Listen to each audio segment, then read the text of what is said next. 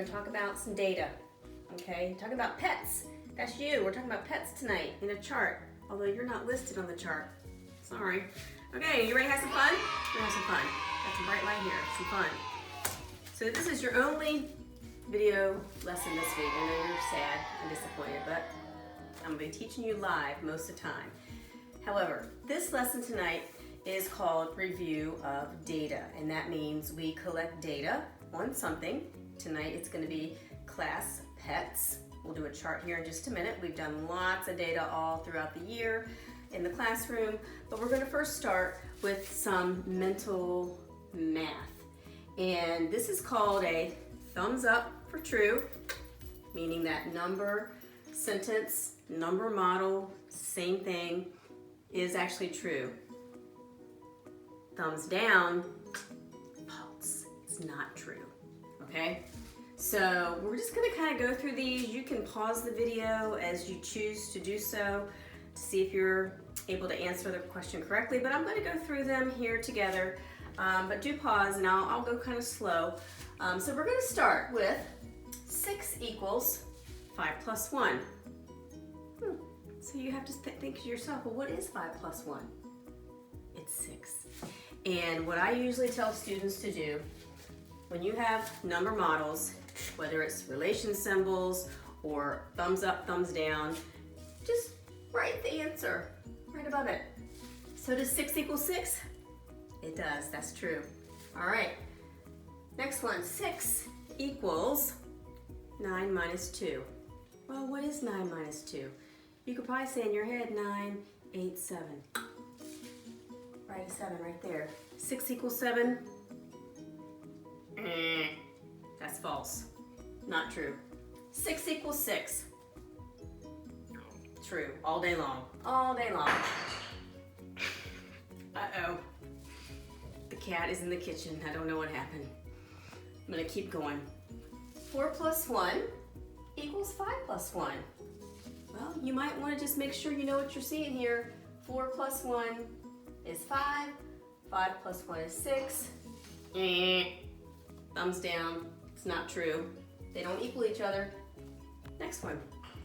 3 plus 2 equals 2 plus 3. Well, my brain tells me that's a turnaround fact. Do you remember that from way back in November? Ding, ding, ding, ding, ding. That's true. Write the answer. 3 plus 2 is 5. 2 plus 3 is 5. 5 equals 5. That's true. All right, 8 plus 2. You might just say in your head 8, 9, 10. Okay, that's 10.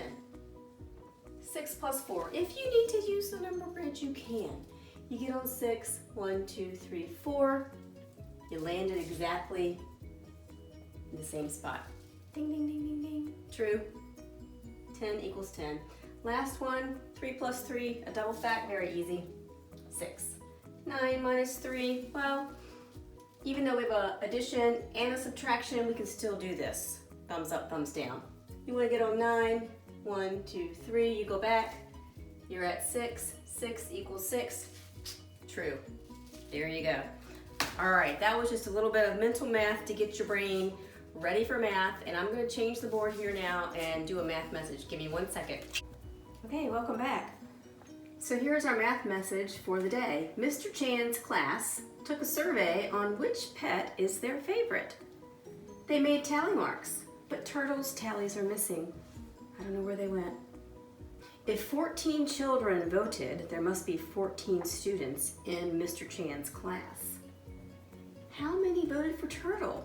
How are you going to figure this out? I don't know. We can see on our favorite class pet.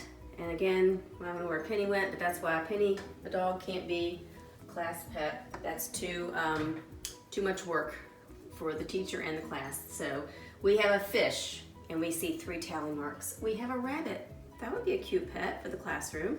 We have 4 tally marks. So to figure this out, you can pause the video, talk it over with your family, see if you can come up with the answer. And here we go. So let's first total the fish. That's pretty easy to see. 3 people voted for a fish. We have a fish, Rubik's. He's safe in his room where the cat can't get to him. Rabbit, we have 4. So how many votes do we have so far altogether? That would be 3 plus 4. Most of you probably know pretty quickly that's 7. So now you're going to have to ask yourself, 7 plus what equals 14? Because that's the total number of children in Mr. Chan's class. So let's write this number model out right here. 7 plus what equals 14? Now, most of you have done very well memorizing your double facts. However, if you haven't, there is a way you can use your fingers or the number grid to get on 7 and count up the number of hops until you get to 14. Let's go. 1, 2, 3, green to green sweep. 4, 5, 6, 7. Oh! 14 students. I counted 7 hops. So that must mean that 7 children voted for Turtle to be the class pet. That's a great class pet. So we could also convert this into a bar graph, and that's kind of the extended part of our lesson today. We've already created a tally chart with some data from the class. So now I'm going to erase this. I'll be right back. Okay, so here we go with our bar graph we're going to create from the tally mark chart we just did. We have favorite class pets. The title of a chart is always at the top, okay? The other 2 pieces of information we need are the actual class pets, rabbit, fish, turtle. And over here are the students and the votes that these pets got, okay? So we know the rabbit had 4 votes. So you're simply going to shade in. If you were at home or on a math journal page or a home links page, you would just shade in up to 1, 2, 3, 4 because the rabbit had 4 votes. The fish had 3 votes. Okay, so let's get a different color. Let's use green. So we're going to shade in 1 student, 2 students, 3 students. There we go. And then of course we figured out with the math message the turtle had the most votes with 7. So we're going to shade in all the way up to the top. My row's got a little skinny at the top, but we can count 1, 2, 3, 4, 5, 6, 7. That matches the number over here. That is a nice completed bar graph. So we could actually do a little bit more with this bar graph and ask a couple of questions. So we could say, well, how many fish and turtles are there all together? Well, let's create a number model. How many fish? We have 3. And now how many turtles? We know we have 7. How many fish and turtle votes do we have all together? Hopefully you can see this is a complement of 10, a sum of 10, and that answer is 10. Very good. So you could also ask, well, how many more turtles than rabbits? You could make a number model with this as well. Start with the turtles. How many more turtles are there than rabbits? 7? We know there's 7 minus 1, 2, 3, 4. You can either use your fingers, 6, 5, 4, 3.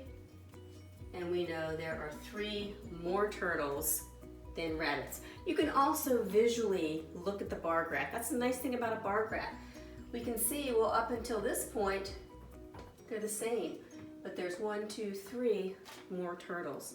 So either way you do it, that is a great way for you to create number models from data asking questions about the bar graph. How exciting is that? I know you're thrilled. All right, good job. Your math work today is Math Journal page 178, and you have a home link on page 227 where you're going to practice taking some data at your house. So thank you for coming to our lesson. I hope you enjoyed data and bar graphs. See you next time.